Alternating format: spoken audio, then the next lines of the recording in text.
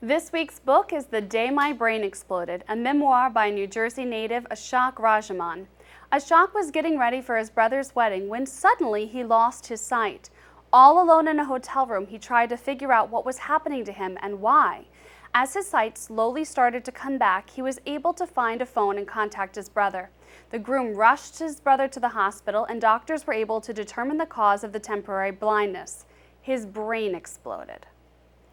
Ashok was premature, and when the blood vessels were forming, there was an abnormality where tangled vessels sat like a ticking time bomb waiting to burst. For 25 years, the bomb sat waiting patiently. What better time to designate than right before a huge family function? The medical term for this is anterior venous malformation, better known as AVM.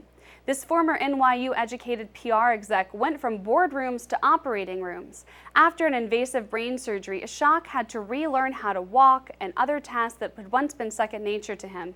He is able to recover, but what he finds is that he isn't the same person he was before. His parents are not sure if he can live alone. He no longer seems to have any sense of direction. Things that came easily to him before are not easy to him now. Ashok tells us not only about the symptoms he experienced after having the brain bleed, but also his feelings.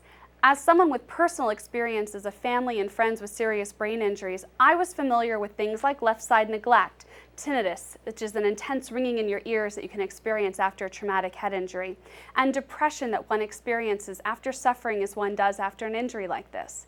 Ashok shares with us how he found himself blaming his mother for causing him to have this condition. He also harbors resentment towards his brother for not having the condition. And Ashok deals with the fact that his father thought perhaps Ashok wouldn't come out of brain surgery alive or be at a functioning level where he'd be able to move back into his New York apartment and get back to work. Certainly a lot to absorb.